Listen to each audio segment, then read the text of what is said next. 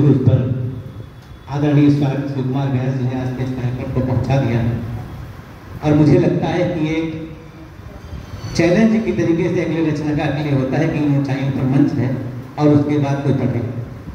Doctor आदरणीय शिवकुमार व्यास जी के बारे में तो आप लोग परिचित हो ही गए बहुत अच्छी तरीके से, जिन्होंने प्रथम बार सुना वो भी उनके बारे में जान गए होंगे। जहां से बात उन्होंने समाप्त की, मैं वहीं से बात शुरू करने का प्रयास करूं कि उन्नत हुआ है भाग जिनके प्रयास से ही, उन्नत हुआ है भाग जिनके प्रयास से ही, अपने दिलों में हम उनको सजाए हैं। बलिदान होने की परंपरा निभा गए जो, हमने तो उनके लिए ही गीत गाए। इतिहास के झरोखे खोल के निहारा खूब, कुछ तो विचित्र से चरित्र दृष्टि आए हैं। गाथा ये महान बंधु किंतु ये अच्छे प्रश्न भी हैं, उत्तर कभी विशेष मिल नहीं पाए। गाथा ये महान बंधु किंतु ये अच्छे प्रश्न भी हैं, उत्तर कभी विशेष मिल नहीं पाए। और एक कल का दायित्व होता है कि उत्तर दे। चंद्रशेखर आजाद जी की मृत्यु के बाद देश आजाद होता है। 1931 में उनकी मृत्यु होती है, वो शहीद होते हैं, बलिदान होते हैं और 1947 में हमारा देश आजाद होता है।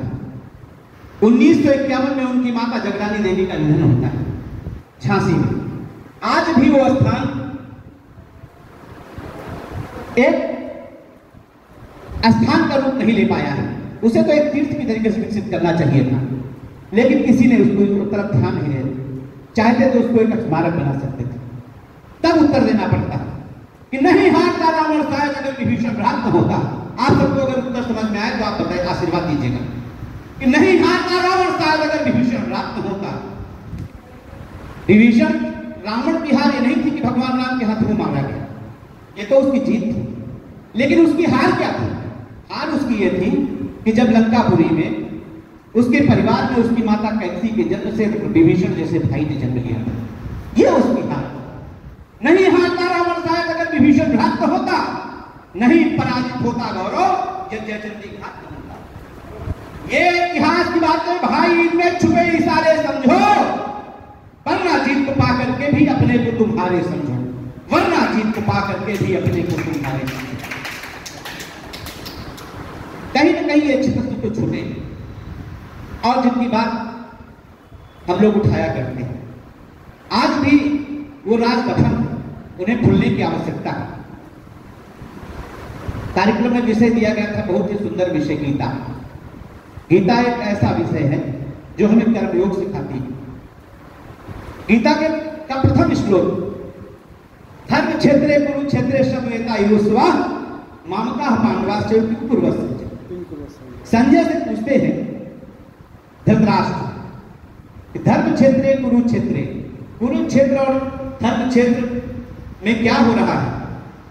युद्ध को इच्छुक पांडुपुत्र और मेरे पुत्र क्या कर रहे हैं? और संजय निरंतर उनको गीता समझाते हैं। धृतराष्ट्र ने भी पूरी गीता सुनी, संजय ने उनको गीता सुनाई और उधर अर्जुन ने भी गीता सुनी। अर्जुन युद्ध करने को तैयार नहीं था। गीता के 18 अध्याय तक वो समझाते रहे। तमाम जिज्ञासाएं अर्जुन की थी। जब गीता के 18वें अध्याय के 66वें श्लोक में उन्होंने कहा कि सर्व धर्मान परित्यज्य, सारे धर्मों का त्याग कर दो, माम एकम शरणम व्रज, सिर्फ मुझे जानो, अहम त्वां सर्वपापेभ्यो मोक्षस्य मा शुचः, मैं तुम्हारे सारे पापों को नष्ट कर तुमको मोक्ष में प्रदान कर दूंगा। अर्जुन अभिभूत हो गए। उन्होंने कहा मैं जानता हूं ये बात तो सही है कि आप मुझे मोक्ष प्रदान कर दें, लेकिन पता नहीं क्यों मेरा मन नहीं मानता। मैं मानना चाहता हूं। बोले आप मानना चाहते हो? अर्जुन ने के सिर पर कृष्ण ने हाथ रखा, उन्हें दिव्य दृष्टि प्रदान की, अपना विराट रूप दिखाया। तब जाकर के अर्जुन युद्ध को युद्ध थे। अर्जुन का तो हृदय परिवर्तन हो गया, लेकिन अंततः धृतराष्ट्र का हृदय परिवर्तन नहीं हो सका। कुछ हमारे अंदर धृतराष्ट्र भी, उन्हीं पंक्तियों को मैं उद्धृत करना चाहता हूं कि इतना अधीर होकर चिंतन करो ना धीर, इतना अधीर होकर चिंतन करो ना धीर, रणभूत मध्य कृष्ण सत्य समझाते हैं, त्याग धर्म का विचार शरण हमारी एक कह लो तुझी यह ज्ञान सिखलाते हैं। तो सारे पाप से विमुक्त करके मैं दूंगा मोक्ष। अंत में अनंत सार पाप को बताते हैं, संशय रहे न शेष रंच मात्र इस हेतु सब पिशाच को विराट को दिखाते हैं। संशय रहे न शेष रंच मात्र इस हेतु सब पिशाची को विराट रूप भी दिखाते हैं और विराट रूप का दर्शन उन्होंने कराया। कुछ पंक्तियां देखिए गीता कर्मयोग सिखाती। कर्मयोग की कुछ छंद मैं आपको के समक्ष रखना चाहता हूँ, रख दूं। मुझे लगता है कि ये समय उचित है और विषय भी उचित। नियति विधान है कि सूर्य उग जाता भोर। ये युवा साथी हमारे सुने, उनके हर कदम पे ये चीजें सामने उनके आएंगी। नियति विधान है कि सूर्य उग जाता भोर, काली निशा नित्य स्वयं ढल जाती है। नियति विधान है कि सूर्य उग जाता भोर, काली निशा नित्य स्वयं ढल जाती है। किंतु ये भी सत्य है कि सुबह सुहानी लगे, इस हेतु रात्रि क्रूर भंगिमा दिखाती है। कि मन में तो वेदना का बीज पलने दो मित्र, पीड़ा बंधु चेतना के अर्थ को बताती है। कर्म युद्ध जीवन है, लड़ना तुम्हें है पाठ, वासुदेव देते ज्ञान गीता यही गाती है। कर्म युद्ध जीवन है, लड़ना तुम्हें है पाठ, वासुदेव देते ज्ञान गीता यही गाती है। और गीता क्या सिखाती है? सेवा सिखाती है। तो सेवा जो नहीं है दे प्राण मात्र की सदैव, सेवा जो नहीं है दे प्राण मात्र की सदैव, मान लो कि व्यर्थ बंधु आपकी जवानी है। लिखती मिटाती सेवा भाग्य के हमारे लेख, इस लेखनी की मानो किंचित नसानी है। कि विश्व की वसुंधरा के प्रेरक प्रसंग जो है, सेवादार पुंगवों के कर्म की कहानी है। सहज सरल हो के सेवा भाव सर्वहित, मेरे अनुसार पुरुषत्व की निशानी है। सहज सरल हो के, और तमाम लोग ये कहते हैं कि भगवान ने मेरे लिए ये नहीं किया, भगवान ने मेरे लिए वो नहीं किया। तो क्या नहीं किया?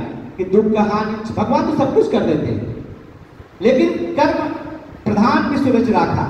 कर्म के वशीभूत, ये कर्म के आधार पर संसार चलता है। दुख हानि चरण मरण वा विनाश बंधु, और ना हो क्लेश ये विधान कर देता वो। किंचित न भांति पीर सब अनुरागियों की, एक साथ सब का निदान कर देता वो। किंतु कर्म योग मुख्य सृष्टि का सृजन हुआ, वरना समस्त को समान कर देता वो।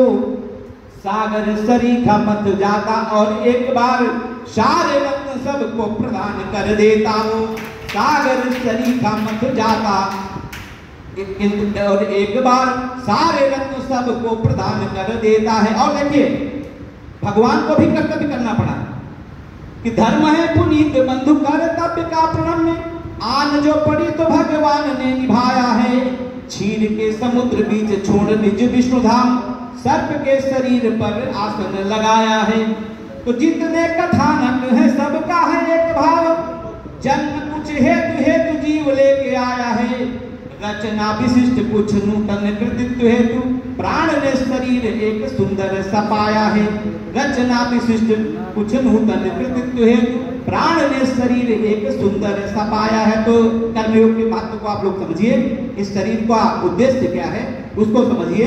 कुछ करने के लिए आप यहाँ पर आए और कुछ करके जाइए, यही गीता हमें सिखाती, यही गीता का सार है। कार्यक्रम को अंतिम रूप देते हुए और अपने संचालक के दायित्व को निभाते हुए मैं बड़े ही आदर और सम्मान के साथ इस कार्यक्रम की जो अध्यक्षता कर रहे हैं परम श्रद्धेय डॉक्टर विष्णु पांडे जी, जिनकी गौरवशाली उपस्थिति हमारे इस कार्यक्रम को प्राप्त है, मैं उनका आह्वान करता हूं, आमंत्रित करता हूं इस ध्वनि में स्वागत पर कि वह आज के इस कार्यक्रम के बारे में दो शब्द कहें और इस कार्यक्रम को पूर्णता प्रदान